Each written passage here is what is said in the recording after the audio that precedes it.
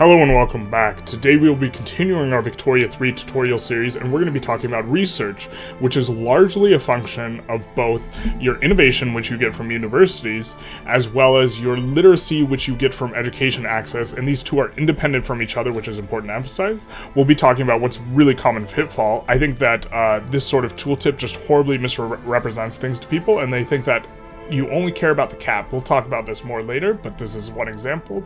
We'll also be talking about a sort of qualifications, some sort of background ideas, and then finally at the very end, we're going to be talking about a strategy as well as giving a little bit of a summary if the video hasn't gone too long.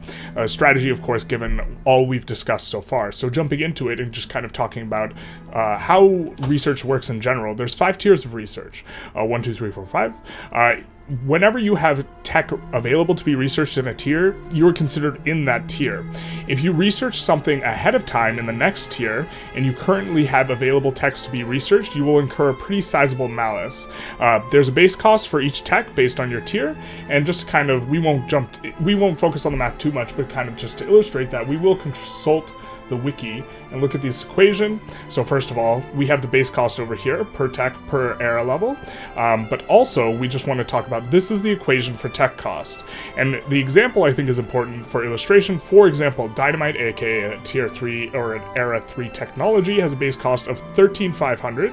If 2 technologies from the previous era 2, were unresearched, it would increase the cost by equation, and this is equal to 6,750 points. In other words, it's about 150% of the cost if you're behind time and you're researching ahead of time on the tech.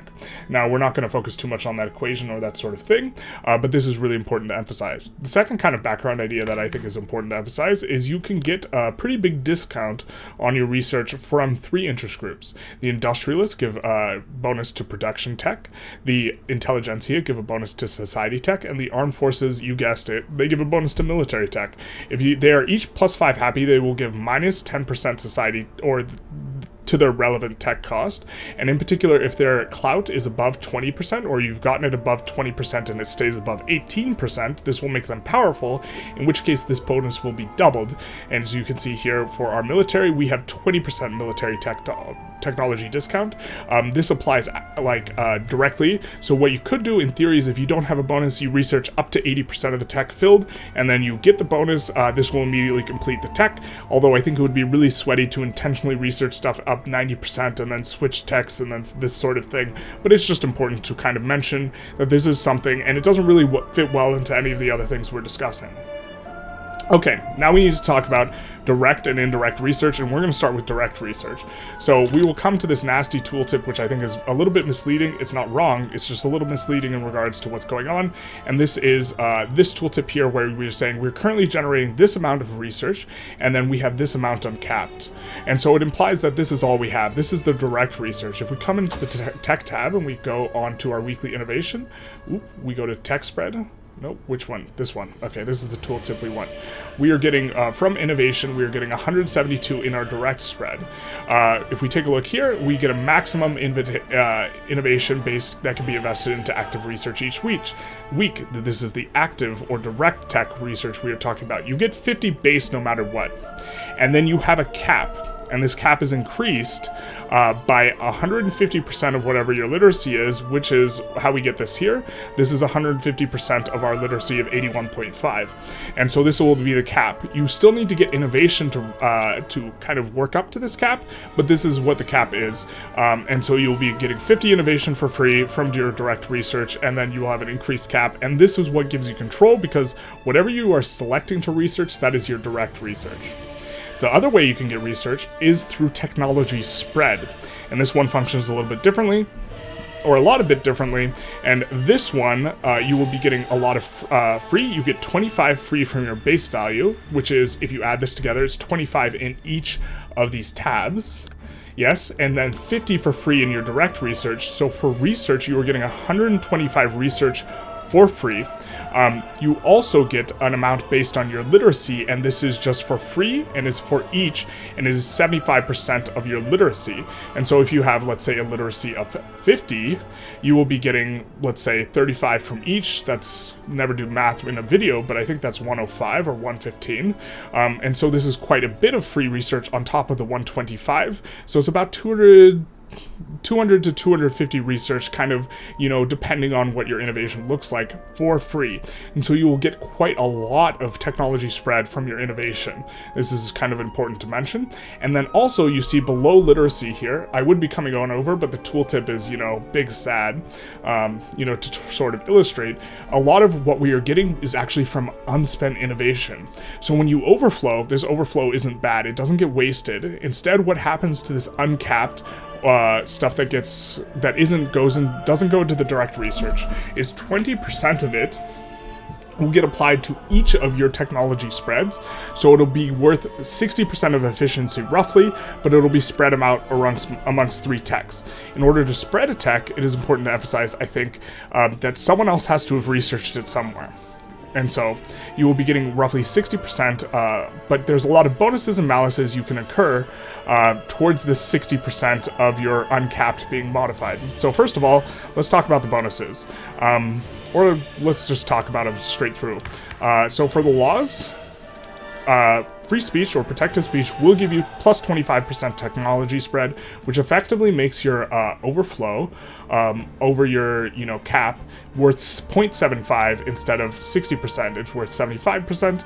And of course, outlawed dissent is kind of reversed, and in between you see a progression where this is minus 10, this is minus 15, this is just kind of base, and this is plus 25. This is one of the bonuses is here. The other bonus you can get is by having an innovative ruler. I don't think we have an innovative ruler, and if we did, we wouldn't show them. I'm just kidding, we would show them. But if one of your guys has the sort of innovative as their thing, you will get a 10% bonus to your technology spread. You can get penalties also from laws. In isolationism, will give minus 15% technology spread. You will also have, if you are unrecognized, you will also incur a malice. And if you have the old ways active, the old ways from the rural folk, you will get a 10% malice that will be bumped up to a 20% malice if they are powerful. And so this is where you can get all of your bonuses and penalties.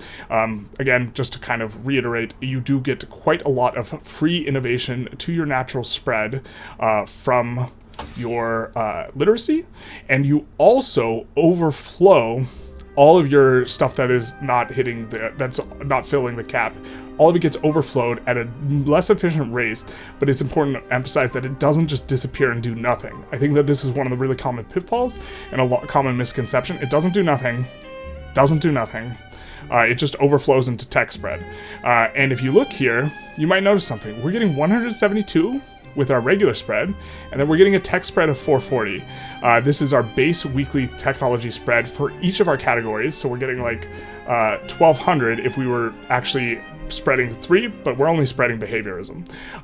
This is also random here. That's why it's 220 to 660. You don't know how much technology you're going to get. It's based on a roll, but it averages out to be 440. We are researching almost 3 times as fast from our spread than we are from our active research. And so if you have a really huge amount of innovation, the fact that this overflows is a big deal. Okay. So that's talking about both active and natural spread. So next up, we need to talk about education access. So there's kind of 3 things to talk about with regards to education access. Education access, first of all, it creates an equilibrium towards which your literacy trends to. So it determines what your literacy will be. However much education access is, that is what your literacy tends to, but it will also be a sort of lagging effect. It will not be immediate. And so getting more access will, pops die, pops are born, this sort of thing. It will trend towards that equilibrium. Second of all, education access also gives you qualifications. Without getting too into it, qualifications are generally not too much of a concern because you have this base wealth education access, which will give it will give to pops that have money, it will give them enough education access to get qualifications. The one exception to this is if you are in a high discriminatory start, such as the Dutch East Indies or Transvaal, then you will often struggle with qualifications quite a bit because the only pops wealthy enough to get these these qualifications are going to be accepted pops, and the other pops will not be able to get good enough jobs in order to get the education access. The third thing to kind of discuss is your literacy is based off of incorporated populations, incorporated states. And so this means that if you are going for a really high literacy run, you will not want to incorporate newly acquired states that have been on an equilibrium lower than your education access, because this will pull your literacy down and it trends. So you see this dip here. This is when we incorporated a whole bunch of Indian territory, and this caused this dip, and then we brought it back up with increased education access. But if you really are trying to push 100, this is not going to be the way to go. Okay, so first up, let's talk about, you get 2% of wealth, education access, and you get this for free based on base values as well as a couple of technologies. Rationalism, academia, empiricism, and so these will often handle your qualifications as we mentioned earlier, and it's worth noting that this is actually a really huge value, because if we transition and we talk about the institutions a little bit here that give you education access, going to public schools, or private schools rather, 2.5% of this is wealth education access. So this means for free you get the equivalent of a level 4 private school. I think this is really worth emphasizing that you don't really need to super mega rush schools necessarily as a matter of practice, but you will be getting quite a bit for free. This is why your qualifications get handled. Now, religious schools and public schools give 10% education access base per level, and you need to have a wealth of 20 for private schools to get better. So again, if you're trying to push the mega omega 100 literacy, you will probably want to be on private schools. But other than that, public schools and religious schools will be better, and it will look even better than this 20 SOL. You see we're about at 20 SOL, so it looks like maybe private schools will be equivalent, but the thing is this is giving it to everyone. And if we take a look here, we'll see that our wealthy pops are at like 47% education access. So if we are getting 2% per wealth, or sorry, they're at 40% SOL. So if we're getting 2% per wealth, and then modifying this by 2 as part of the freebies, and we're modifying it by 2, they're almost getting it just from the free that you get based off the technology and the freebies. They're almost getting full education access towards 100%. So the fact that this is giving a ton for wealth won't really positively affect them. But the fact that this is under 20, even though the average SOL is around 20, this will mean that this is much less effective for the lower rung pops, and this might be something you actually are interested in if you are on like census suffrage or this sort of thing, and you're trying to manipulate the your interest group's clout and this sort of thing. But this is beyond the scope of this video. Just important to emphasize that generally speaking, you will get more education access out of public schools. And I think that the elephant in the room, and by elephant I mean elephant, is that we have 72% education access, and we're only getting 50% from public schools. Where's that extra 22 coming from? That is coming from the unique building of the Mosque of Djenne here, which gives you 20% education access, not 22, but is modified by through colonial exploitation, which modifies everything for whatever reason, which is absolutely psychotic, including how good your soldiers are. I learned that recently, but that's insane. But it gives you 22% education access when you are on colonial exploitation, and this is extraordinarily strong. And it's extraordinarily strong, just to emphasize, kind of going back to thinking about why it is useful in the context of research. It is going to be multiplied by, 1.5 in terms of how big our cap is going to be in terms of where the trending equilibrium will be. So it will increase the active research cap by roughly 33 in terms of the trending equilibrium, and it will increase the amount of passive spread you are getting. Remember, it's 0.75 times your literacy in terms of extra free passive spread it's 0.75 times each. If it's increasing this by 22, it means it will increase 2.25x of this, so just short of 50, just free research just from having the Mosque of Djenne. And so it's important to emphasize how good a building this is in the context of education access. Okay, next up we need to talk about universities. And so universities, I think it's a very, very important to emphasize, universities do not give you literacy. Universities don't give you literacy. They don't give you literacy. They do nothing for literacy, and instead they increase the rate of which you get qualifications. And they also give you innovation. As we mentioned earlier, we're not really talking about qualifications too much. For the most part, qualifications, if your economy is doing okay, qualifications will handle themselves. So what it's mostly about is the innovation here. And it is important to emphasize, just as a general heuristic, throughput is really, really good on universities. They give you innovation. They give you, for this PM, they give you +2 innovation per level. For this one, they give you +3. And for this one, they give you +4 innovation per level. What throughput does, just talking about throughput, is it increases the amount of the building, it increases the output of the building, it increases the good output of the building, but it does not increase the wages of the building. And so not only is this equivalently 150% of a building, but it is also not increasing the wages by that 50%. The wages, if you take a look, are roughly 80% of the cost here. To be fair, we are on a pretty high SOL, so we have a high normal wage, but it is 80% of the cost here, and this 80% is not being increased, so getting max throughput is incredibly efficient on these buildings. And I just really think it's worth mentioning this, emphasizing, more than any other building in the game, throughput is good on universities. And so often you will want to build your universities just in one place, and you just want to build them in one place so you can chase this, because qualifications spread out everywhere is not important. Innovation and throughput is. It's increasing the output, it's increasing the input of paper, not of wages. Okay, so given all this, what's the strategy? So first of all, strategy one is kind of ignore quals, but the second strategy to really talk about, or that we need to discuss, is how should we be building the unis? What should we think about the unis? How many unis do I want? What's this sort of thing? And let's find a building that only has one uni and sort of talk about it in the context of the game, because you don't always want to build an enormous amount of unis. In fact, you often don't want to build an enormous amount of unis. In fact, I think there's 5 sort of strategies here you can have in regards to how many unis you want to build, and this really depends on how big your economy is. As we discussed earlier when we were talking about how much innovation you get per level of university, or sorry, how much innovation or how much research you get just base, you were getting free 50 base research on your active research, and you were getting 25 free research for each of your tech spreads, and you were getting an additional 0.75 times your literacy research on your tech spreads as well. And let's call your literacy 50. This will be a total of 60 per one, plus around 230 total, I think, roughly speaking.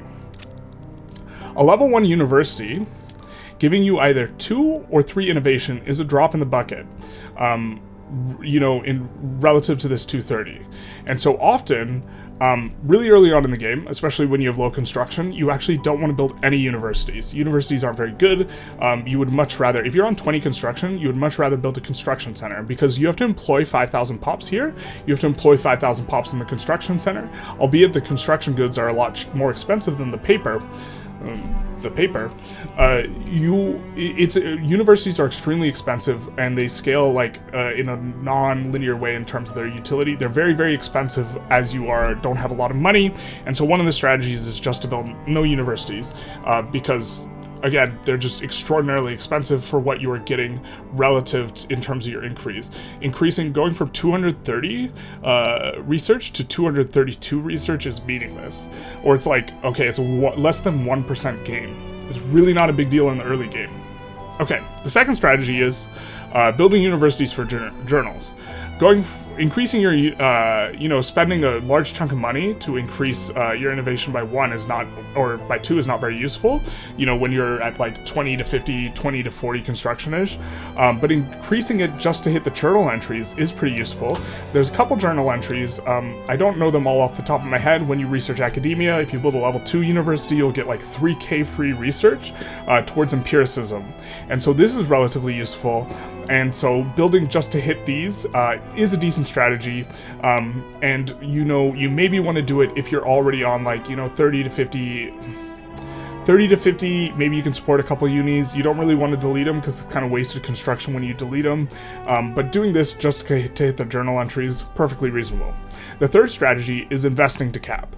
As we discussed earlier, there is a cap, and anything beyond that is it's only 60% effective, and it goes towards your technology spread instead of your active research. A very fair strategy is just kind of building up to the cap, being sensitive to economies of scale. So this is fine for a third strategy. And you notice we're kind of getting more and more money, or more you already have such amount of construction, such that as a percentage of your overall government expenses, adding more universities is low. And this is the way to think about it. The opportunity cost of a university is construction. And so you want to think of it in these terms, because you can spend government money however you like, and it's better spent on construction, unless your construction is extraordinarily high, because adding one marginal unit of construction when you have very little universities is not as useful as adding more universities. Okay, the fourth thing you can do, which is a kind of play pattern I often find myself in, is you invest just to get the maximum economies of scale throughput level. And so, this is a level 51 university if you have all the tech, but it will be kind of early-ish on, before you get shift work. It will be a level 31 university before mechanized workshop. It'll be a 21 university, this sort of thing. And so you are getting the max economies of scale throughput. The max economies of scale throughput, without going into the math, more or less will override kind of the inefficiency, especially the gap between a level 31 university and a 51 university will really override the inefficiency that you are eating, by only having 60% efficacy on your overflow. And so it doesn't totally override it, but it's just way more efficient. But then once you are getting this, you will almost certainly, be hitting your cap, and the level 51, actually, I'm pretty sure you just hit the cap. I haven't done the math, but what a level 51 university giving you 30... Yeah, a level 51 university will always have you hitting the cap. And so you could just invest to a level 51 university. You will always be hitting your cap. You'll be getting some extra overflow, and then you don't worry about it. A level 51 university, if you have, an SOL of maybe 12 to 14, I'm not sure what normal wage it is, it'll cost you roughly 70K.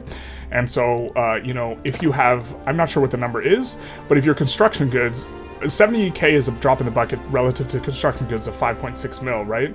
And so it's just a function of relative to your construction goods, how expensive is this? And so I'm not sure what the number is, but I think it's somewhere between 200 and 500 construction you want to build to economies of scale. And then eventually you kind of just have this, the fifth strategy is just going way beyond, which is where we are, at least in this run, where we have, this isn't even our only university. We have like hundreds. We're getting a total of 1,500 uncapped innovation. And in this case, what we're doing is we're just pushing. And it's okay, well, why would you do... We'll get into what changes later, but what this really changes is what techs you're choosing to research when you're doing this. But this is, if you have a ton of money, the benefits of technology scale non-linearly. Relative to like economy, right? Like as your economy gets bigger, economy gets like the cost of getting more technology is effectively lowered, right? Because the university, the level 51 university is nothing to this level of construction goods. It's completely meaningless, and so I feel like I'm slightly rambling here, but it's just important to emphasize that there's no hard and fast rule to how many universities you should build, and it's a function of how much construction you have, and you could maybe create some sort of like percentage that you want to be at, and just like look at this percentage and consult it, but you should think of it as construction relative to universities. This is how you should just generally think of it. Okay. We already talked about the Mosque of Djenne, so I won't kind of go back to that, but let's talk about tech selection, because I think it's important. You generally, as we discussed kind of at the beginning, it costs, if you just have two things unresearched, it costs going ahead of time, costs an additional 50%. You do not want to incur this malice most of the time. So if you're on strategy 1 where you're not investing in unis, don't go ahead of time on research. If you're on strategy 2 where you're just investing for journals, don't go ahead of time on research. If you're on strategy 3 where you're investing to cap, don't go ahead of time on research. If you're on level 4 where you're investing for throughput, now your technology spread is starting to become a bigger sort of thing. But you still should probably only go ahead of time on tech for really spicy or really good techs. But if you're pushing 100, 200, 300, 500, 600, I don't know who would build more than 600 unis, but you could, then you actually want to research ahead of time. And so it's this weird dynamic where we are actually in a situation where we are getting 172 from our active research. From our passive research, again, we're getting the middle roll here. We can roll low and get 220, and we can roll high and get 660. On average, we will get 440 research. Our passive research is roughly 3 times as fast as our active, and is notably faster than the active can ever possibly be, even if we are at 100% literacy.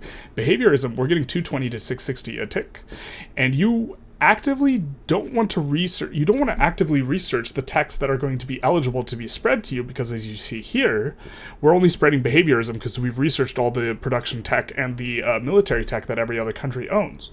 And so this means you actively want to research ahead of time. That way you can benefit from tech spread in all your other places, because this tech spread, if it doesn't have anything to spread to, it doesn't do anything. And so by researching ahead of time, you will get the spicy good texts ahead of time, and you will also leave open the spread available for the other countries to research. And so this is kind of a weird sort of situation, but as you acquire, as your innovation overflow gets larger and larger and larger, which won't be a problem for, if you're just on the 51 uni, but if you're on, I guess, anything over 150, 200, you start to want to go ahead of time and not go like behind time. And if you're on like 400 plus or 500 plus, you actively don't want to research, you want to actively go ahead of time and ignore texts that are currently in your tier, because otherwise you'll get the situation we're in here where we're only getting 1/3 of our text spread. And so I think that this is kind of the research or the thoughts in terms of text selection and how it is influenced by how much innovation you have. So also, just kind of quick to note, when you have a ton of innovation, you kind of stop caring about literacy to some extent. It will affect like how quickly you can actually like rush text ahead of time. So I guess it does kind of matter, but like you're just gonna get all the texts. It's kind of whatever. And since you're going ahead of time, you're gonna get access to the text earlier. I guess literacy still kind of matters, but it matters a whole lot less. Okay, just to quickly summarize, there's 2 types of research: direct research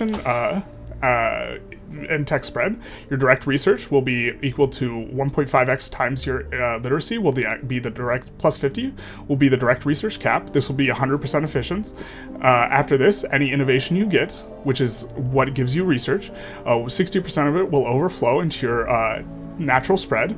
You will also get additional natural spread from your literacy rate, which is quite substantive, and this flat amount can often be the combined flat amount, the flat 50 you get in your active research, and the what you get from your just for flat in your tech spread, as well as the flat you get from literacy, will be like around 200 to 250, this sort of range, which makes building universities not very efficient early on when you're poor and you don't have a lot of construction centers. And so generally you don't want to build a lot of universities early on, but you kind of, as your economy gets bigger and bigger and bigger, you start wanting to build a lot more. You should think of how many universities you want to build in terms of relative to construction centers rather than something else. You generally want to add construction centers before you add unis. It's important to note that Throughput is incredibly good on construction centers. But okay, there's also no cap on technology spread. None. So this is why we can spread at a rate of 220 to 660 on one thing, even though there is a cap on active spread. Education access gives you a number towards which your literacy trends. Literacy, as we discussed, is pretty important for your research. And so this is how you get higher literacy. It's important to emphasize Mosque of Djenne gives you 22 literacy when you are on colonial exploitation. You get innovation, which is kind of how you research anything from universities. You want to build them tall. If you build them in the capital, they will contribute a whole lot more to clout, because you get a 25% bonus on clout in the capital. And so generally, I build them up tall in the capital. You want to build them tall for the throughput. This is kind of the strategy. This is the way. And so this is it. And then also, just kind of in terms of timing, you do not want to research tech ahead of time. You will incur a big malice if you're researching in the tier ahead of where you're at. And the one exception to this is if you have an enormous amount of universities, you actively want to research ahead of time because you want to make sure your tech spread is actually capturing techs. I hope this tutorial was enjoyable for you. Feel free to like, comment, subscribe if it does. It is helpful. Also click the bell thing, which gives you the notifications. And other than that, have a good day.